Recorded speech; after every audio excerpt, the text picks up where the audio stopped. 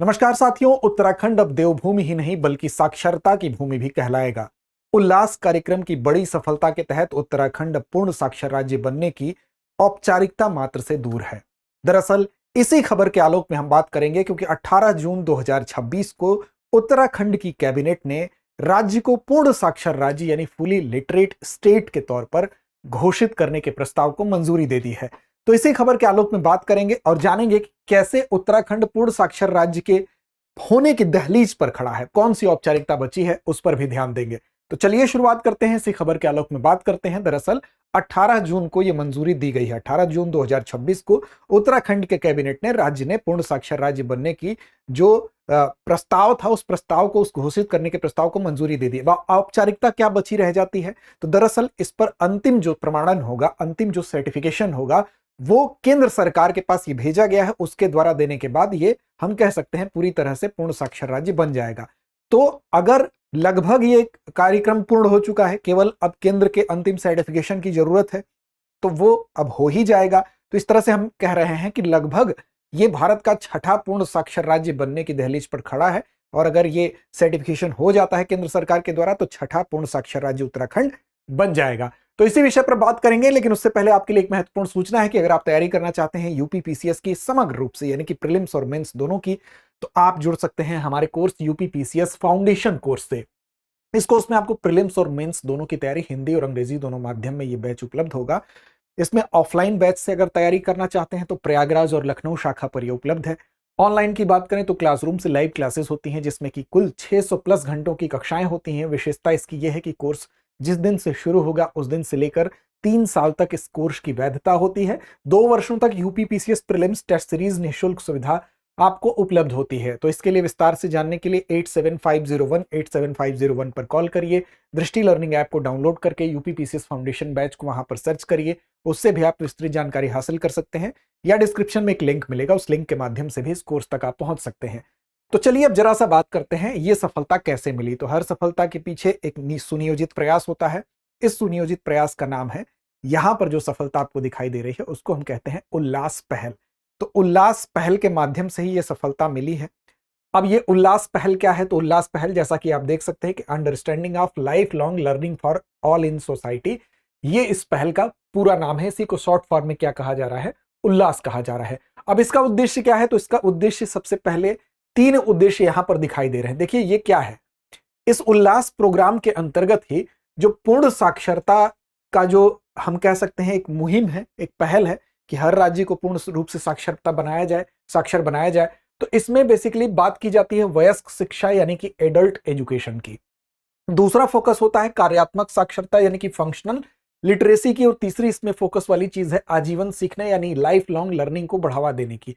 अब इन उद्देश्यों पर अलग अलग अगर हम बात करें तो देखिए, सबसे पहले यहां पर बात क्या की जा रही है? एडल्ट एजुकेशन की। आप जानते हैं कि 6 से 14 वर्ष की जो शिक्षा की व्यवस्था होती है वो राइट टू एजुकेशन के अंतर्गत भारत सरकार वैसे ही देती है, ठीक। तो अब जो लोगों की स्कूली शिक्षा, जिन लोगों की स्कूली शिक्षा नहीं हो पाती है, किसी कारण से स्कूली शिक्षा से वो वंचित रह जाते हैं, उन लोगों की शिक्षा को ही, यानी कि वो एज क्या होगी, या तो वो 15 वर्ष के होंगे या तो 15 वर्ष से ऊपर के होंगे। तो इसीलिए इसमें 15 वर्ष से ऊपर के लोगों को वयस्क शिक्षा के अंतर्गत, एडल्ट एजुकेशन के अंतर्गत शामिल किया जाता है। जिन लोगों की जो प्राइमरी जो एजुकेशन होता है वो किसी कारण से बचपन में नहीं पढ़ पाते हैं, तो उनको उनके एजुकेशन पे, एडल्ट एजुकेशन पे फोकस करना यहां पर उद्देश्य होता है। दूसरा यह है कि इनमें फंक्शनल लिटरेसी का मतलब यह हुआ कि साक्षरता केवल ABCD या अंकों का ज्ञान नहीं है, बल्कि पढ़ने लिखने के साथ साथ असल जिंदगी में उसका आप इस्तेमाल करना सीख जाएं। जैसे कि मान लीजिए कि किसी व्यक्ति को अगर पढ़ाया लिखाया गया तो वो बैंक का फॉर्म भर सकता है, वो दवा का लेवल जो है उस पर दवा का नाम पढ़ के दवा खरीद सकता है, ठीक। इसके अलावा तमाम ऐसे काम हैं, जैसे बस का टाइम टेबल है तो उस टाइम टेबल को देख सकता है, समझ सकता है। यानी कि जो असल जिंदगी में उसका जो उपयोग है। फाइनेंशियल लिटरेसी की भी यहां पर बात होती है, वित्तीय साक्षरता की भी बात होती है, यानी कि वो ट्रांजैक्शन कर सके, मोबाइल से लेनदेन, वित्तीय लेनदेन कर सके।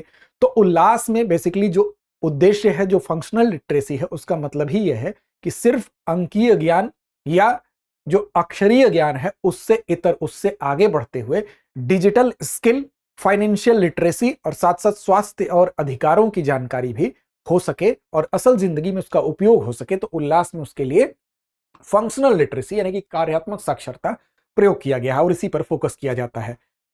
तीसरी चीज जो है वो आजीवन सीखने यानी लाइफ लॉन्ग लर्निंग को बढ़ावा देना है, यानी कि आजीवन सीखने की प्रक्रिया को समझते रहना है कि सीखने की कोई उम्र नहीं होती, हमेशा सीखते रहना चाहिए जिससे कि आम जिंदगी आपकी जो है वो बेहतर हो सके। तो इन तीन चीजों पर फोकस किया जाता है। अब इसी के अंतर्गत, उल्लास के ही अंतर्गत जो क्राइटेरिया फिक्स किया गया है वो ये किया गया है कि अगर कोई राज्य ऐसा है जहां पर पूर्ण साक्षर वो कब माना जाएगा? पूर्ण साक्षर वो तब माना जाएगा जब कोई भी राज्य जहां पर 15 वर्ष से अधिक आयु की जो आबादी है, यानी कि जिसको हम की नई शिक्षा नीति में उसको हम क्या कह रहे हैं, उसको हम एडल्ट एजुकेशन के अंतर्गत रख रहे हैं। नई शिक्षा नीति 2020 के अंतर्गत 15 वर्ष या 15 वर्ष से ऊपर के लोगों की जो शिक्षा है उसको एडल्ट एजुकेशन के अंतर्गत रखा जाता है। तो यानी जब किसी राज्य में 15 वर्ष या उससे अधिक की आयु की जो आबादी होगी उसकी साक्षरता दर जो होगी, लिटरेसी रेट जो होगी, वो 95% या उससे अधिक हो जाएगी, तो उसको उल्लास कहता है, उल्लास पहल कहता है कि वो पूर्ण साक्षर बनने के लिए पात्र होगा।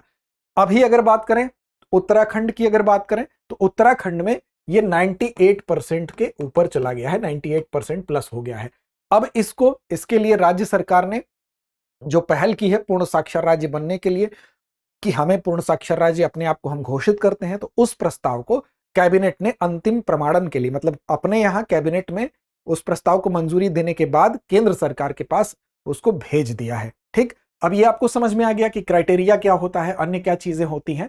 तो ये पूर्ण साक्षरता का मानदंड यही है कि शिक्षा मंत्रालय द्वारा शुरू की गई जो ये उल्लास पहल है, जिसको कि नव भारत साक्षरता कार्यक्रम भी कहते हैं, नई शिक्षा नीति 2020 के अनुरूप ये लक्ष्य तय किया गया है, जिसमें कि वयस्क शिक्षा, कार्यात्मक साक्षरता, आजीवन सीखने की प्रक्रिया इसके मुख्य फोकस हैं। और इसके अनुसार जो क्राइटेरिया तय है वो यही है कि कोई राज्य जब पूर्ण साक्षर तभी घोषित किया जा सकता है जब 15 वर्ष से ऊपर के जो लोग हैं उनकी साक्षरता 95% या 95% से ज्यादा हो।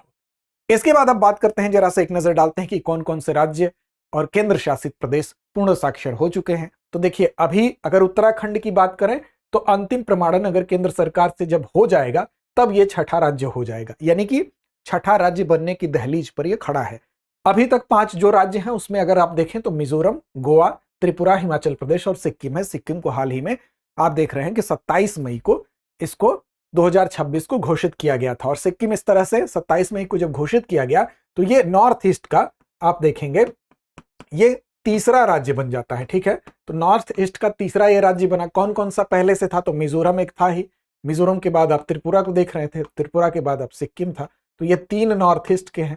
अब इस तरह से उत्तराखंड भी बनेगा, तो कुल राज्यों के लिहाज से अगर देखेंगे तो उत्तराखंड छठा बन जाएगा। और केंद्र शासित प्रदेश की यूटी की बात करें तो लद्दाख पहला ऐसा पूर्ण साक्षर केंद्र शासित प्रदेश होने का गौरव उसको हासिल है। तो ये कुछ महत्वपूर्ण फैक्ट्स थे। इसी के आलोक में ये सारे आपसे सवाल कहीं से भी बन सकते हैं। अब चलिए अंत में एक जिम्मेदारी आप पर छोड़ते हैं, अभ्यास प्रश्न, इसकी जिम्मेदारी आप पर है। इसका कमेंट बॉक्स में आप जवाब दीजिए। 27 मई 2026 को पूर्ण साक्षर राज्य घोषित होने वाला उत्तर पूर्व यानी नॉर्थ ईस्ट भारत का तीसरा राज्य कौन बना? असम, मणिपुर, सिक्किम या नागालैंड? आसान सा सवाल है, इसका जवाब आप आसानी से दे लेंगे। चैनल को सब्सक्राइब नहीं किया है तो कर लीजिए। लड़ते रहिए, अपने लक्ष्य की ओर बढ़ते रहिए। अब एग्जाम की तैयारी को और बेहतर करने के लिए हमारे चैनल को लाइक, शेयर और सब्सक्राइब करना ना भूलें।